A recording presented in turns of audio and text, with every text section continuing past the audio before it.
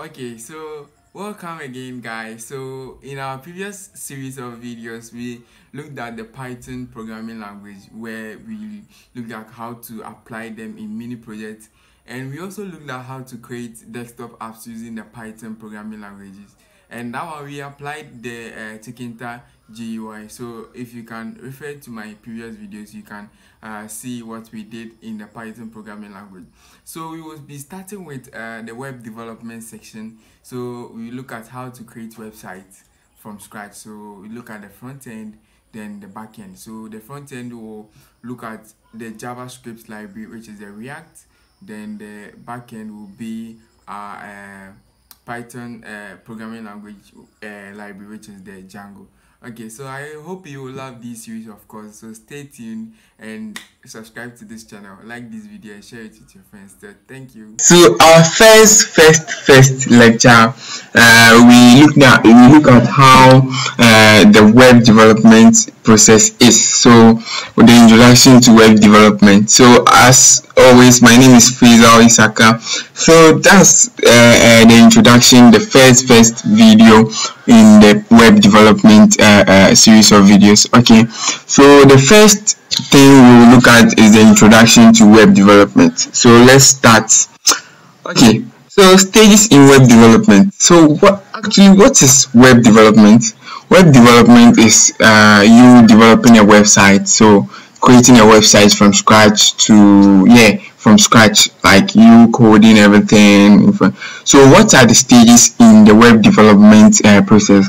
So we have these stages as I have elaborated here. So we have the information gathering. So for the information gathering, that's the stage where you gather information about so a client is asking you to create a website. Okay, so what are the informations you need on the website? Maybe I'll need these pages here and there and so on. So these are the information gathering stage. Okay, so the information gathering stage is where you gather information on what you are creating. Okay, then the planning is you planning on what you want to do. So your timelines, your let's say your deadlines, how you wish to complete the website. Then the design will be you contracting a UI designer, or maybe designing it yourself, so maybe on paper or on those softwares. So there are a lot of softwares, you can use Sketch and so on. So those softwares can help you design your website. Then you come and code what you have designed. Okay, so the content writing and assembly. So maybe I've designed the website and like I'm done designing it, but what will be the content on the website? So the content that will be present on the website will be my content writing and assembly. Okay, so that's the fourth stage of the stages in web development. Then we move on to the most important stage, which is the coding. So the coding part is where programmers are very let's say brazen. So they actually apply the knowledge they've learned from web development, that's the web development coding section, to actually create websites. So what you have designed is what you are creating. So it makes it very simple. So if you have an idea in your head, you just design it, then you code along. So you just will be looking at the design and you'll be coding. Okay, so then you move on to the testing, review, and launch. So after you are done creating the website, you need to test it, you need to review it, you need to launch it. So the testing will be, okay, maybe you looking for some bugs in your code or looking for some errors. Then the review will be bringing people on board to test your website. Then maybe they will give some reviews on the website, how the performance is on the website. Then the launching will be you launching it. Then for the maintenance, it's an everyday work. So every day you need to maintain your website. So every now and then you need to maintain your website. So it's like an endless process. So you don't end maintenance. Okay, so these are the stages I would like to elaborate on. So you look at where you like gather information, then you plan, then you design, then you do your content writing, then you do coding, then your testing will come, then the maintenance is an endless process. Okay, so there are 6 categories of web developers. So when you hear of web developers, okay, there are 6 categories of them. So you can have a front end, you can have a back end web developer. You can also look at DevOps, so development operations, or you can use as you can see database management web developers, content management system developers, and full stack web developers. Okay, so we'll look at how these web developers differ from each other in the next slide. Okay, so we'll look at the front end web development. So but first, let's talk about the types of websites we have. So the types of websites we have, we can say blog. So the blog website. So if you know of the daily graphic, so it's just like a blog. So they post, then people let's say go to that blog and see the news posted today or maybe 2 days before. So the news posted there. Okay, so that's the blog. Then e-commerce is where you post your product online and people shop the product. Then it's just it's like a shopping online, so you are shopping online, so that's the e-commerce. So it's a website that contains products you can shop from. Then the portfolio, okay, so it's about yourself. So your maybe your project, your name, your main goals, your main skills, and so on. So this is about you. So there's a website like that about you. So that's a portfolio. So it's another type of website you can talk about. Then you have brochures. Then you have social media. So social media is like Facebook, WhatsApp, Telegram. Those are all, they all have websites you can look at. So these are types. Then you can have among others like many types of websites, but I won't talk much about it. So looking at the first type of web developer, that's the front end web developer. So have you considered, like, okay, I've gone to a website, so how does the website give me the information I want?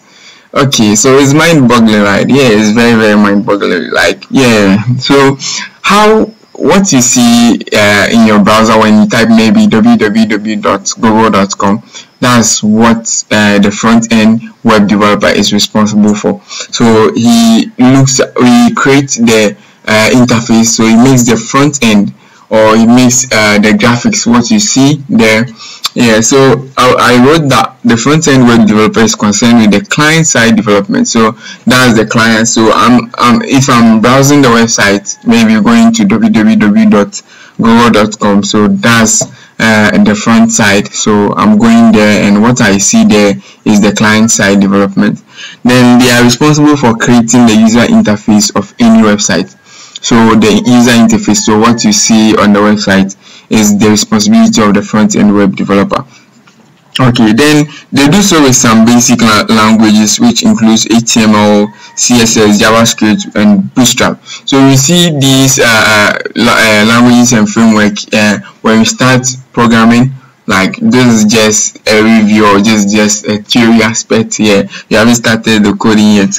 Then there are frameworks of JavaScript, React.js, AngularJS is also used in the development process. So the React.js is what we'll be using in this series of courses. Okay, so that's what we'll be looking at. Then we move on to the backend web developer. So the backend web developer is also concerned with the backend stuff. So where your data goes. So when I log in, or when I enter my credentials, maybe username, then I type username, okay, then the password. So where do those things go?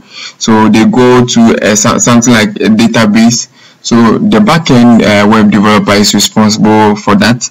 Then these backend stuffs include the validation of credentials. So your credentials, like that's the login credentials, where data is stored, getting data from the database, and so on. And I think these backend web developers are very necessary for your security purposes for the website. Then the backend web developers use Python, JavaScript, PHP, and many more. Okay, so these are the languages you can find some backend web developers using. And we have backend where we have the basic, so they have basic knowledge in the front-end languages. So it's more like okay, they know the backend, but they have some small knowledge in the front end. That's the thing. So, and are sometimes considered as junior full stack developers. Okay, that's what sometimes they are called, or that's how they are called sometimes.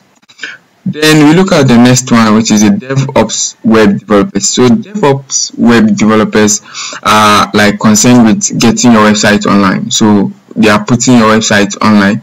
So after you are done creating your website locally, so on your machine, you need to get it online for people to see. So these people are responsible for that. Then getting your website online includes hosting, domain registration, and uploading codes to online hosting site to GitHub. So before you put your website online, you need to pass through some channels. So these channels include you hosting them, so putting it on a server so that everyone can go there and see. Then the domain registration, that's the name you will use for your website. So maybe www.mywebsite.com. So that's the domain registration. So the domain is the name.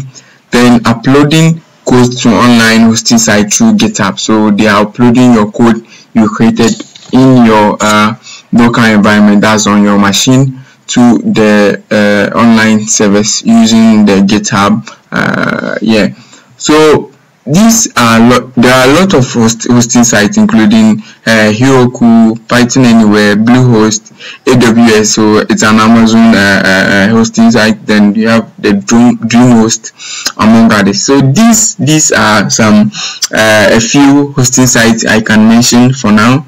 Then the domain registration sites include Namecheap, GoDaddy, among others. So there are a lot also. So you can check them out. So you have the hosting site and you have the domain registration sites. Okay. So move on to the database management web developers. So the database web developers are concerned with managing. So they are concerned with managing, retrieving, updating, storing data in your data. So everything about database, they are responsible for that. Then they are like, database are online storage centers for storing your website data. So database is just a storage center. So where your data goes, that's your database. There are two types of these systems. We have the SQL and NoSQL database. So the SQL is the short for structured query language. It is used for making queries to the database. So when you want to retrieve, update, or do anything to the database, you use SQL or NoSQL. So that's what we want to say, but you get to know them in a bit when you start coding, then or when we start to upload them to our online site or our hosting site. So the NoSQL database include Firebase, Real-Time Database, and Cloud Firestore.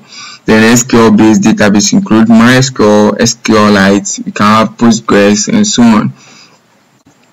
Then we move on to the last part now, which is the content management system developers. So these developers sometimes are not considered so like they are responsible for creating websites without code. So when you need to create websites without code, like without using code, they are responsible for looking at. So there are a lot of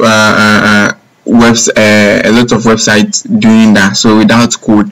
But I think there's always a minimal code you can use. So you will use code even though there is no code involved, but still you use a bit of coding.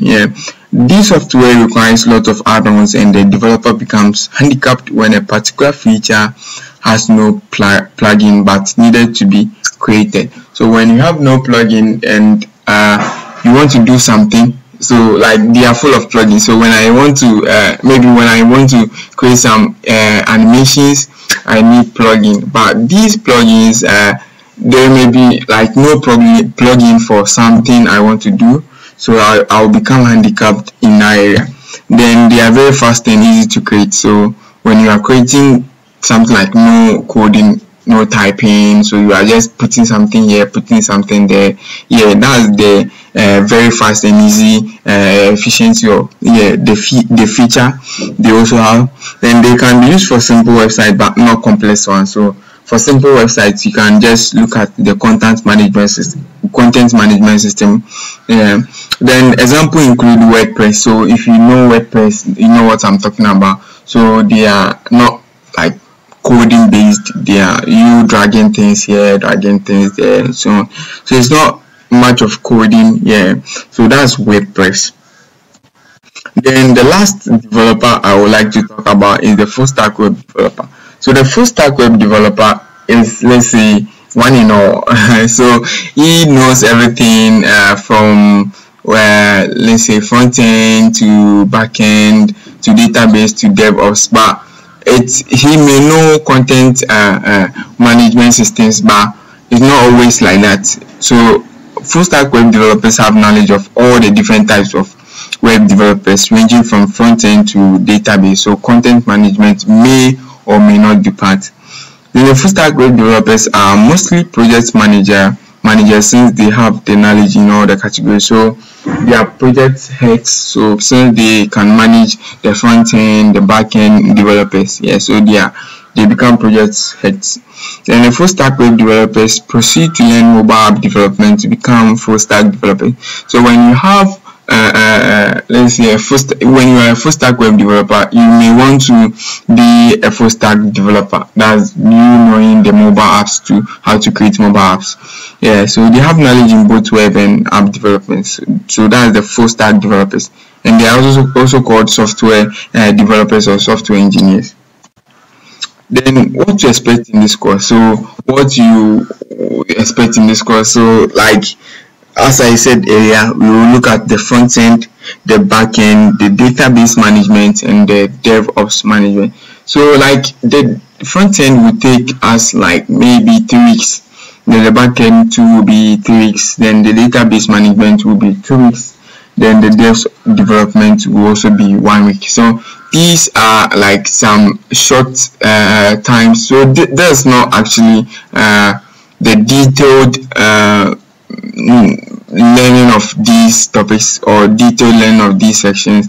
It takes much time to learn these sections, but with like much consistency, you actually do this in no time.